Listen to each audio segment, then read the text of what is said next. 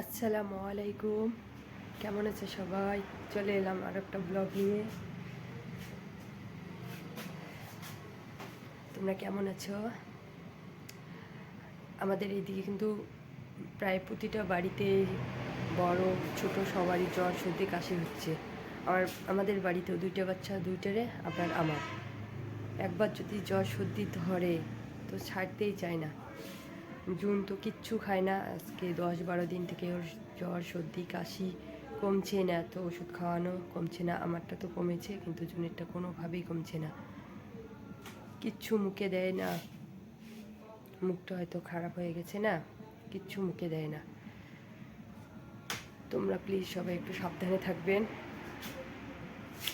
ঠিক আছে? এখন আমি রান্নাঘরে আসছি, কাজ করব, বেগুন চপ বানাবো।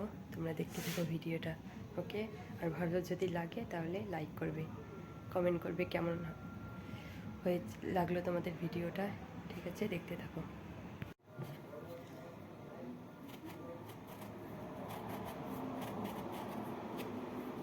বেগুনগুলোকে এভাবে কেটে নেব।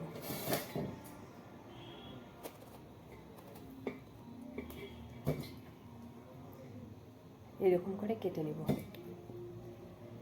এগুলো বেগুন এরকম করে কাটা লাগবে, আর যদি মোটা বেগুনটা হয় তাহলে তো গোল গোল করে।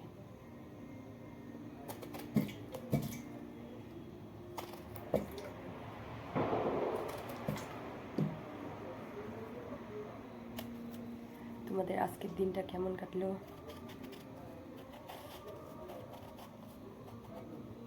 আর তোমাদের ওইদিকে ঠান্ডা কীরকম? এবার কিন্তু অতটা ঠান্ডা নেই,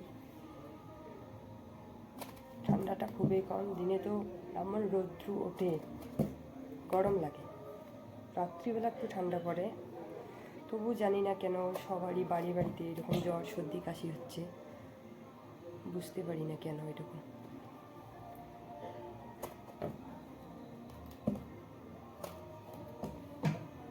হয়েছে কাটা, ঠিক আছে? তোমরা ভিডিওটা দেখতে থাকো।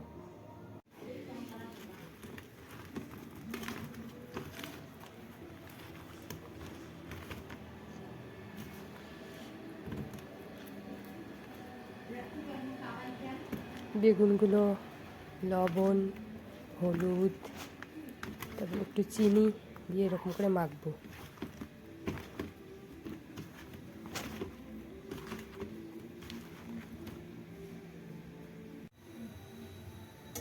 এখানে কড়াইয়ে তেল দিয়েছি, এবার এগুলো দিব।